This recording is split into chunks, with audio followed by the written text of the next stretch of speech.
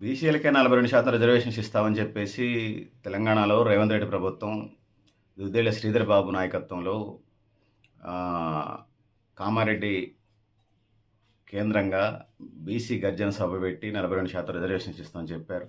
అప్పటిదాకా పాలకవర్గ మోసాలని గమనించినటువంటి బీసీ సమాజం, యావత్ బీసీ సమాజం ఏం చేసిందంటే ఏమైనా మంచి రోజులు వస్తాయని నమ్మారు.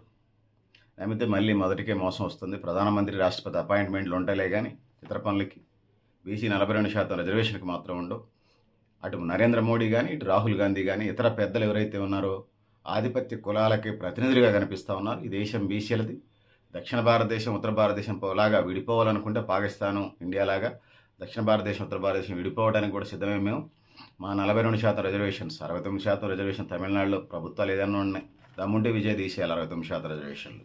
దమ్ముంటే తీసేయమనండి 69% రిజర్వేషన్.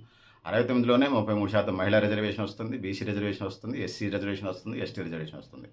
తెలంగాణ రాష్ట్రానికంటే ముందు బీహార్లో, తమిళనాడులో సకల కుల జనగణన చేశారు. దాన్ని మోడల్ తీసుకొని తెలంగాణలో కూడా చేశారు. సో భారతదేశ వ్యాప్తంగా చేయాలంటే డబల్ నాటకాలు ఆడుతూ ఉన్నారు. ఎస్సీ ఎస్టీలదే తీసుకుంటారు, మిగతా తీసుకుంటారు. మరి తెలంగాణలోనే మిగతా రాష్ట్రాల పరిస్థితి సకల కుల జనగణన చేయమంటున్నాం, వాళ్ళు సక్రంగా చేయట్లేదు. ఓబీసీల ప్రకారం ఏ రాష్ట్రానికి రాష్ట్రాన్ని యూనిట్గా. సో ఇది పరిస్థితి. సో అందుకోసం ఈ పరిస్థితుల్లోనే సకల కుల జనగణన చేయడం ద్వారా మాత్రమే దేశాభివృద్ధి జరుగుతుంది. ఎందుకంటే ఏ కులం ఎంత వెనకబడింది, అభివృద్ధి చెందిన కులం అది, ఇది అభివృద్ధి చెందిన కులం అని చెప్పండి. నేను పుట్టిన బీసీ రజక సామాజిక వర్గం కానీ, దోబీ సామాజిక వర్గం కానీ, నేను పుట్టిన కులం కూడా 109% డెవలప్ అయ్యారని మీరు వేసిన ప్రభుత్వాలు, మీరు వేసిన ప్రభుత్వ కమిషన్లే చెప్తా ఉన్నాయి. మరి మా వాళ్ళు ఎప్పుడు డెవలప్ కావాలా? సాకలి, మంగళ, కుమ్మరి, మాల, మాదిగా, ఎస్సీ ఎస్టీలకి రాజ్యాంగం ప్రకారం వాళ్ళ దగ్గరకు వస్తుంది. కొద్దిగా పంపిణీలో అడ్జస్ట్మెంట్స్ ఉన్నాయి. కమిషన్ వేసి ఖచ్చితంగా ఎట్లా పంపిణీ చేయాలని చెప్పండి. ఎస్సీ ఎస్టీలకు సంబంధించి, బీసీలకు సంబంధించి సకల కుల జనగణన చేయాలి.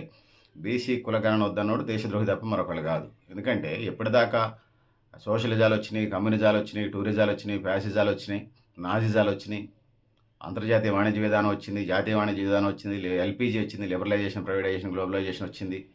ఇది సంపద ఉన్నటువంటి వాళ్ళ సంపదను పెంచే కార్యక్రమం, సమాజంలో అసమానతలు పెంచే కార్యక్రమం చేసింది తప్ప పివి సంస్కరణలో భారతదేశంలో మరొకటి కాదని చెప్పొచ్చు. సో ఇది పరిస్థితి. సో ఆ విధంగా పేదలు ఈ దేశంలో మరి నిరుపేదలు అవుతున్నారు, ధనికులు మరింత ధనికులు అవుతున్నారు తప్పితే పెద్దగా మార్పులు ఏమి ఉండట్లేదు. ఇట్లాంటి పరిస్థితులు అయితే ఉన్నాయనేది ఈ సందర్భంగా నేను తెలియజేసుకుంటా ఉన్నాను. సో సుప్రీంకోర్టు జడ్జి సూర్యకాంత్ పెద్ద ఆయన కులగణన తప్పు కాదని చెప్తా ఉన్నాడు. ఎందుకంటే ఈ కులం ఎంత డెవలప్ అయింది స్వతంత్రం వచ్చిన తర్వాత కూడా.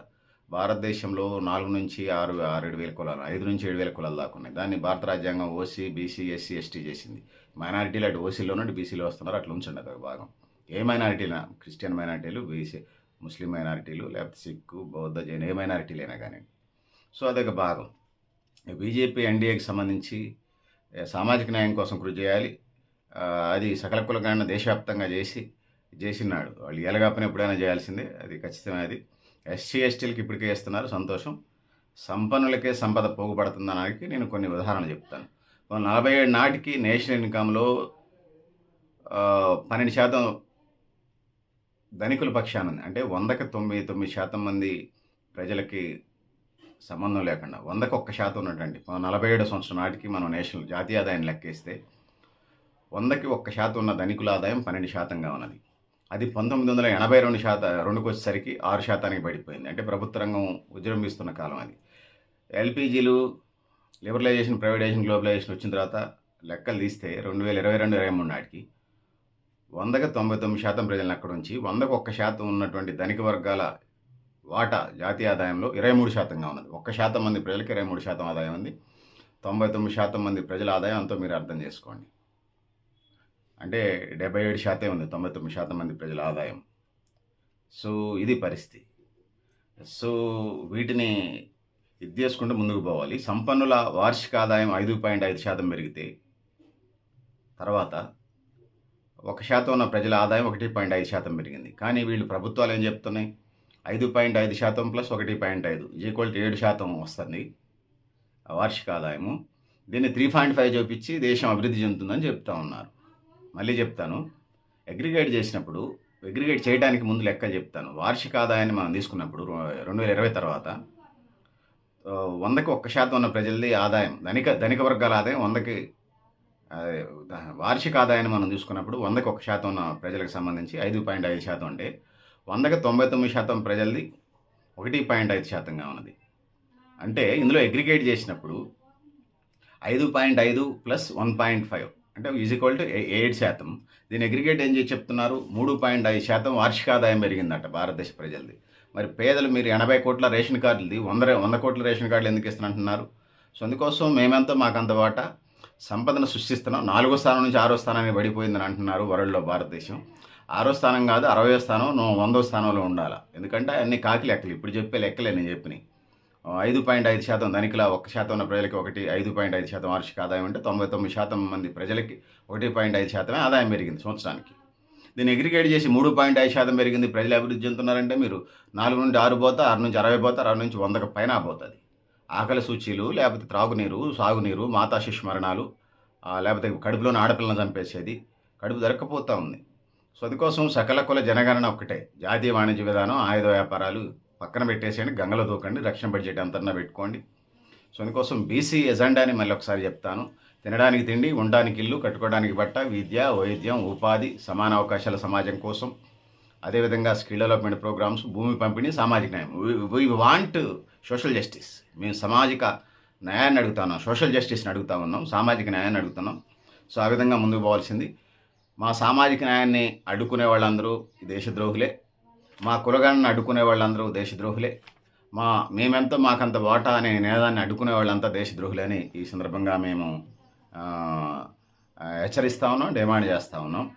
సో ఇది పరిస్థితి పెద్దలారా, మిత్రులారా.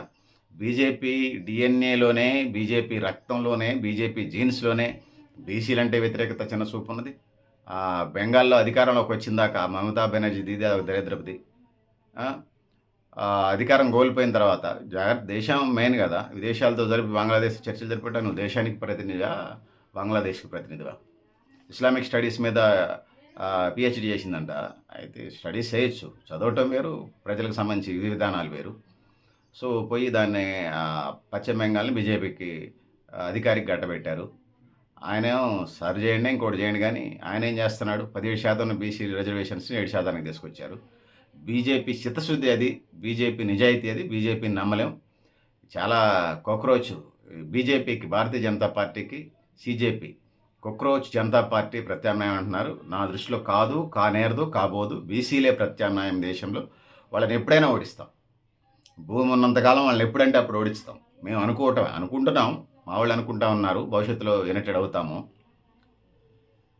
జంజెడ్ వైజెడ్ లాగా వచ్చేస్తే మిమ్మల్ని బంగాళాఖాతంలో వేయటం మాత్రం ఖాయమనేది ఈ సందర్భంగా హెచ్చరిస్తూ సకల కుల జనగణన చేయాలి భారతదేశంలో.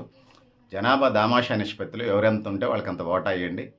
మీ కళ్ళబొల్లి కబుర్లు, కపట నాటకాలు తీసి పక్కన పెట్టాలి. ఆ విధంగా ముందుకు పోవాల్సిన అవసరం ఉన్నది.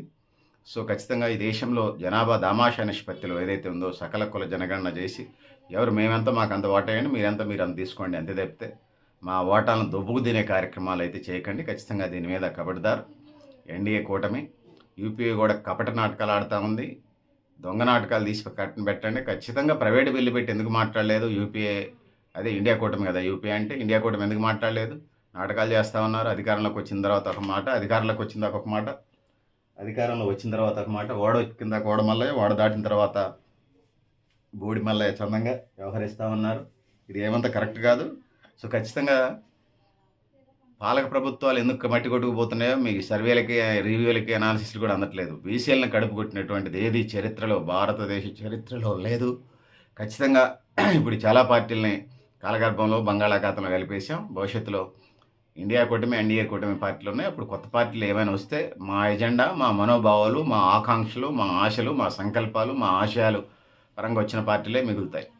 మా పార్టీలు మేము బీసీలకు అది చేస్తాం, మేము బహుజనులకి ఇది చేస్తామని జెండా పెట్టుకుని ఎజెండాని అమలు చేయకుండా పార్టీలని అదే పార్టీ అయినా పక్కన పెట్టేస్తాం. ఇది ఖచ్చితంగా తమిళనాడు మోడల్ కూడా చెప్తా ఉంది. సో పెద్దలారా మిత్రులారా, ఇది పరిస్థితి.